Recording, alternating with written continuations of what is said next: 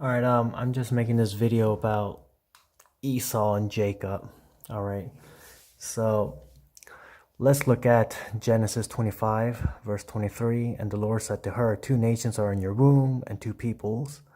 From within you shall be divided, one shall be stronger than the other. The older shall serve the younger. Esau's the older brother, Jacob is the younger brother. This is what God told Rebekah. And God doesn't lie. When God says something, it happens. And God told her the older will serve the younger.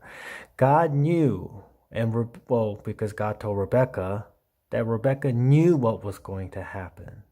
That Esau is going to will serve Jacob, and therefore, obviously she's going to take it that Jacob will be stronger than Esau. All right. Now let's look at this even further. Genesis 25:34. So Jacob gave Esau bread and lentil stew, and he ate and drank and rose, and he went his way. Thus Esau despised his birthright.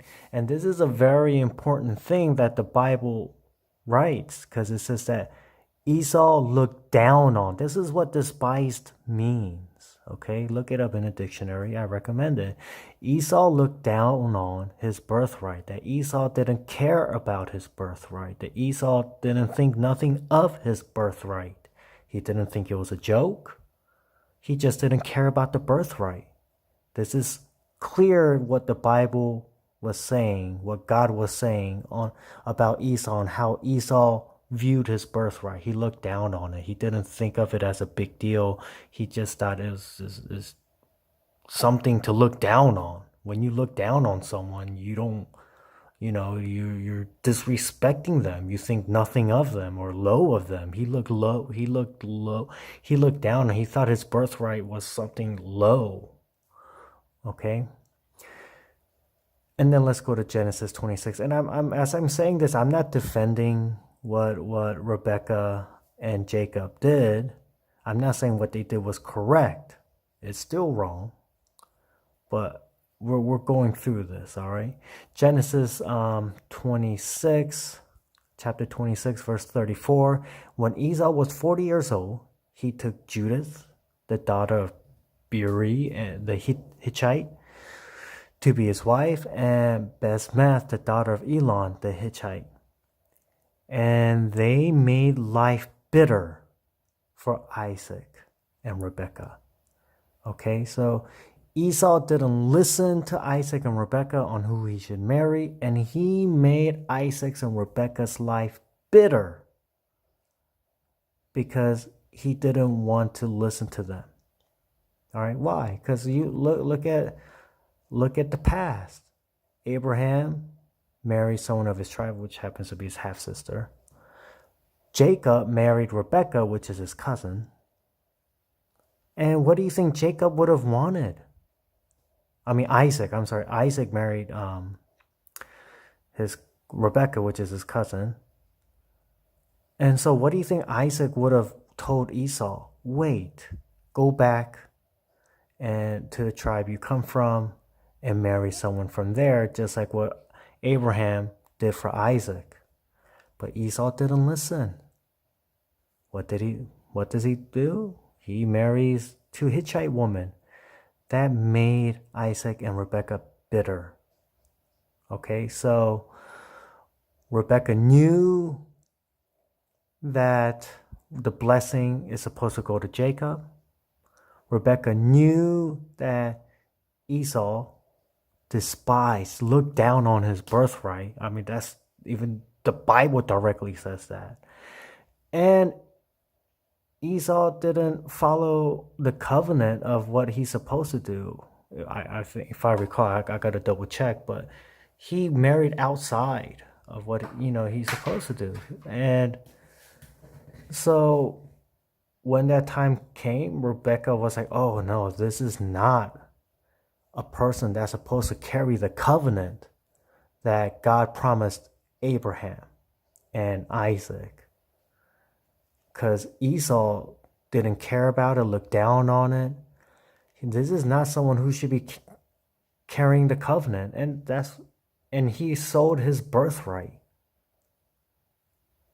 So that's why she plotted and talked Jacob into it, and they deceived Isaac. And I'm not saying this is correct. There's nowhere in the Bible that says this, God wanted Rebecca to do this, that God thought it was okay. This is not okay.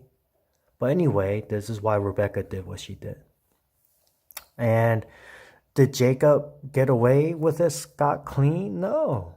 Because just like how Isaac was deceived, Jacob was deceived.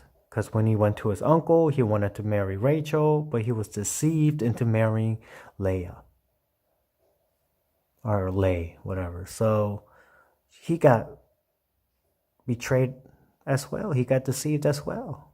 And on top of that, Jacob tried to give the blessing back, or some of the blessing back, to Esau. Because when they met again later, he was sending Esau hundreds of sheep, cows, you name it. He was sending it to Esau ahead of time.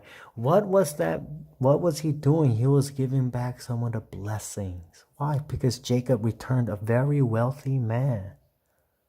Okay? He got the blessing from Isaac. All right? God blessed Jacob, and he was trying to give some of it back to Esau. And when Jacob met Esau, what did he do? He bowed to him. Like 7 times? Said, hey, I'm your servant. What? Jacob tried to give back the blessing. All right?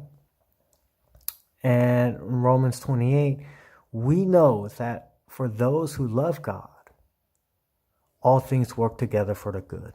For those who are called according to his purpose. Okay? So we know that those who love God, who would not despise God's blessing, the birthright that God will give, that when you love God first, as Jacob said he would, or Jacob did when Jacob said, okay, God, you say you're going to do these things, that I'm going to get the blessings of Abraham. You know what? I'm going to worship you. You keep your promise. I'm going to keep my promise. I'm going to worship you. I'm going to put you first. All right. So, yeah, all the things he did bad. Yeah, he did bad things, but God used it for the good. God used it for the good. Even of what happened to Joseph. Joseph got sold, but God used it for the good. That's what prepared. It took Joseph to go to Egypt and become a slave for so many years, or in prison, and everything he went through for so many years to prepare him mentally and physically to lead Egypt as number 2 under Pharaoh, to prepare a healthy environment for Jacob and his brothers to come to Egypt, where they could multiply as a nation of people. And go on to the promised land. So you see, that's how God uses, the situation for good. For those who are called according to his purpose. Jacob was called according to his purpose in Genesis 25, verse 23. Chapter 25, verse 23. So once again, the Bible doesn't there is no, if you're trying to look for, is it okay for Rebecca to have done what she did? No, because there's nowhere in the Bible that says it's okay. It's not okay. All right. So, however, Esau's just not a good dude. You see it in the Bible, and Rebecca did what she did because she thought it was the right thing to do. All right. She saw the character of Esau. She remembered what God told her. She's following, she didn't do it the right way, but anyway, she cared more about what God was telling her, and she just didn't do it the right way. But yeah, so there's no twisting it into saying Rebecca did a good deed. However, Esau is not the type of character that could carry the covenant. And Romans 28. Okay, just think about it. All right, so